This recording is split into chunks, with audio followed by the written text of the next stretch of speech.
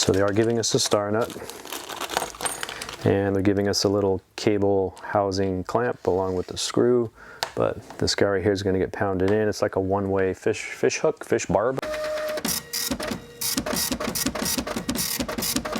Star nut's going to be installed this way. It's kind of sitting like that. We want like a bowl sitting upward. This is upright. That's what we want. It's going to get forced down. You're going to have a very hard time coming up. It's going to lock itself in. It will not come up. The pressure we're putting here with the screw, their top cap screw, it's very low pressure. It's always by feel. We're doing an adjustment, taking play out of the headset. So we're not putting a lot of pressure. If there was a number for a torque reading, it'd be like 1.5, 2, if that. I'm going to use the newer Park Tool. This is a star nut setter. So looks like a cool hand grip. I don't know the number on this. I'll have to get it. But basically we're hitting the top here. This will set it to a perfect depth. We need this to drive in, and it's going to be roughly 1 3/4 inches or something like that. But this will drive it in perfectly. You could do this with the fork off the bike or on the bike if it allows. This one, I may be hitting my stem. So this is going to screw in. I'm going to mount this inside. Screw that just till it's a gentle finger tightness. Then this is going to drop in. The sleeve is going to go over your steer tube, keeping a nice guide. If you are going to do this on your bike, so I don't have enough stem showing here. I don't want my tool to hit the stem whatsoever. We don't want to mar anything up or discolor anything, but we could use the bike as a stabilizer if you don't want to hold it in your hand. So what I'm going to do is I'm going to take out a couple spacers, actually about 3 5mm spacers.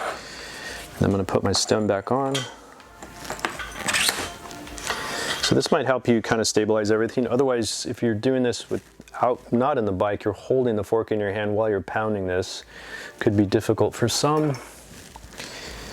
But let's tighten this guy back up. And I will go ahead and tighten both bolts, just because we're doing some, I might have a little more extra pressure on here. Don't want to lose our fork. And these bolts are typically 4 or 5 Newton meters.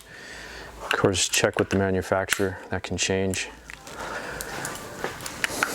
So now I have a little more tubing here.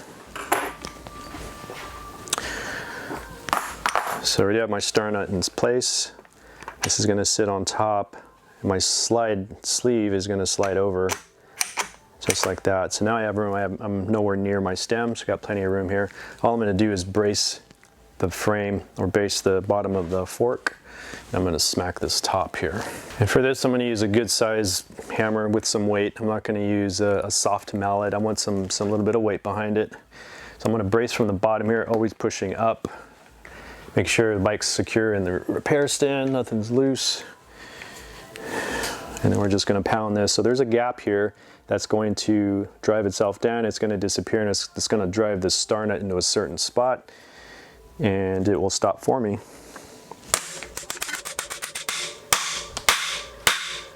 You can hear that tone change. Then you're going to unscrew this guy, releasing it from the star nut, and that looks good.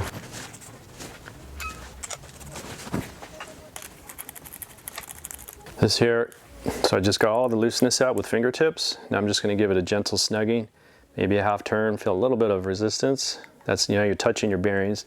Good chance you took a good majority, if not all, your play out. You still want to be moving. Give it a little turn. Still spinning nice and smooth like butter, so everything went well.